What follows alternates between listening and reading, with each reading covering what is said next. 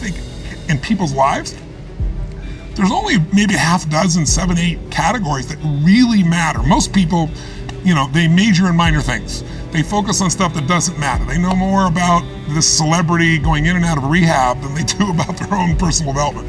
But I if you look at your body, where you're starting, without that, everything else is out the door. You don't want to be richest man in the graveyard. That's not going to do it. If there's energy, if there's vitality, if there's strength, it's going to show up in your relationship. It's going to show up in your business, show up in your life. That's an area you got to master. You can't dabble. It's too important. Emotions are everything. I mean, you got a ton of money, everybody loves you, and your primary emotions are pissed off and frustrated, then your life's pissed off and frustrated. It doesn't matter if you got $1 billion or 1 million people loving you. Your life is not great. Relationships. Intimate relationships especially. It's where the most juice in life comes from. It's where the most pain comes from most people. It's worth mastering instead of dabbling. Really looking at what are you going to do with your time and mastering your time. Instead of having a checklist, you cross it all off, you can mistake movement for achievement. I want to squeeze out of that time what matters, that creates value for me and for everyone I care about and love. What about your career or your business and the mastery of that instead of dabbling? Most businesses are dabblers. That's why they don't make it. But the average person is not fit and healthy. The average person is not in a relationship where they have tremendous passion. I'm not a dummy. I'm not a positive thinker. I know the truth. The average person is not successful in business. The average person is not earning what they want to earn. But you know what? Very few people have those things, but a few do. A few are happy, fulfilled, spiritually alive, financially strong. Their business is growing. They have passionate love affairs. Everyone has different goals and dreams and desires. But as I traveled around the world to 100 countries, I started going, holy shit, I'm seeing the same problems. What's underneath it? I began to see that there are these same 6 human needs that we all have, the same needs. We all have a need for certainty, that we can avoid pain and we can have some pleasure, some comfort. We all need uncertainty. We need variety, or we feel dead inside. If you're totally certain, you're bored. If you have total variety, you're freak out. And it's not a balance. It's learning which of these you need more as a person. Everyone's developed a different set of values in that area. The need for significance, to feel unique, special, important, the need to feel loved, the need to grow, and the need to contribute. Some people value certainty at the top of their list. That's their center of their target. I don't want to do anything unless I know it's going to work. I don't want to do anything unless it's the same. If you change anything, they freak out. If certainty is the number one thing on your list, everyone has the same needs, but if it's number one, I know how your life's going to be. I can predict the direction of your life and therefore the destination to some extent. If you're driven by love first, you want certainty too, but love is higher, you're going to behave very differently than if you're driven by significance. I have to be the one.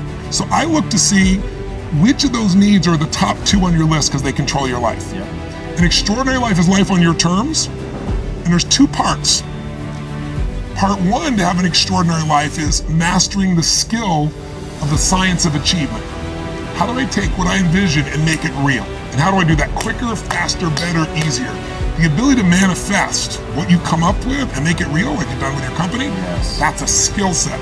Having done this for 38 years with, 50 million people at this stage, I can tell you that the science of achievement, there are a lot of people that are damn good at that, and they still don't have an extraordinary life.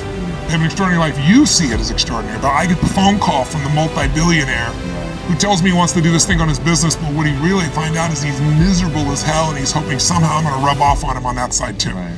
And so I give him what he asked for, the change in his business, but I also give him what he needs, which is the change inside of him. So the second skill is the art of fulfillment. If you want an extraordinary life, you can't just achieve, you got to be fulfilled. As simplistic as that sounds, but it's an art. It's not a science. Sure. It's a science to making money, come on. Any age, any color, any background, any gender, if you do these things, you'll have an abundance of money. You do these things, you're going to have too much month at the end of the month. You're going to have financial stress, right? Body. Everyone's biochemically different, but you and I both know there's fundamental rules, laws. There's a science to the body. You violate that science, you're going to have disease. You're going to have low energy. You align with that, you're going to have an abundance of energy. It's going to affect everything in your life. It's a science. Fulfillment's not like that. Most people think, well, I want to get that because they've been modeling somebody else, and that might work on how to achieve something. It'll never work for what will fulfill you. How many people you know, like you, got what you thought you wanted and you weren't fulfilled? Right. And that, I always tell people, success without fulfillment is the ultimate failure. The ultimate failure. Because if you go at something and you fail and you're an achiever, you don't fail. You go, I learned something, I'll just try something else. Right. I'm going to still get there. But when you succeed and you're not happy, I believe our lives are controlled by one force, decisions.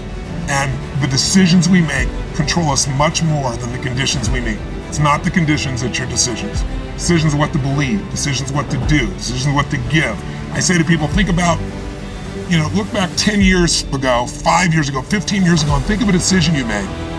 That if you would have made a different decision, you'd have a totally different life today. Better or worse, I don't know, but totally different. The most important decision you can make above any on the face of the earth is deciding that no matter what happens in your life, no matter what happens, you're going to live in a beautiful state. And what the hell does that mean? It means that you're not going to suffer. It means a beautiful state is that you're going to be happy. The decision to say, I am not going to suffer, that if suffering arises, pain's one thing, suffering's another. Suffering could be worry, it could be anger, it could be frustration. It's anything that takes you out of a beautiful state. And here's what people don't get. You can end suffering by stop focusing on yourself and focus on something you want to serve greater than yourself. Your children, your wife, your mission, your life. You can get out of it in an instant because the nature of the human mind is to constantly compare things. Your mind, your brain is a 2 million year old device, and it is not designed to make you happy. It's designed to make you survive. Right. And that's why it's always looking for what's wrong. And so my view is, if you're watching, if you're listening to this, my goal would have you consider something. Life is short.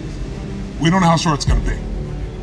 But if you only had a week to live, I bet you wouldn't allow yourself to suffer over a little crap that makes you crazy normally. I think you would probably spend time with those you love. You would do what you love. You'd take awe in a sunset.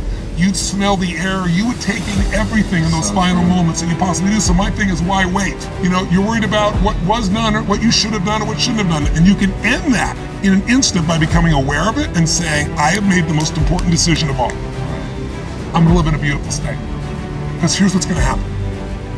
Anybody watching, you may lose a family member, you probably will. Somebody may get cancer.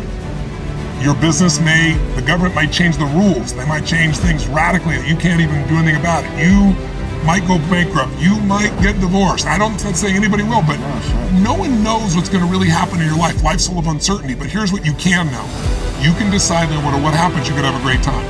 If somebody like Viktor Frankl can be locked up in Auschwitz and come out of that and experience finding joy in the middle of Auschwitz, then human beings have a capacity they've undersold themselves on. We think that the outside world determines how we feel. If people have to behave a certain way, if your husband or your wife or your kids or your coworkers or whoever, your boss, has to behave a certain way for you to be happy, and if they don't, you're unhappy, then you're always going to be unhappy, because the more people around you, the more they're going to change it, because they're all human, right? And if you have to be a certain way to be happy, you're going to violate it too. So my invitation is, as great as it is to achieve, more important to enjoy.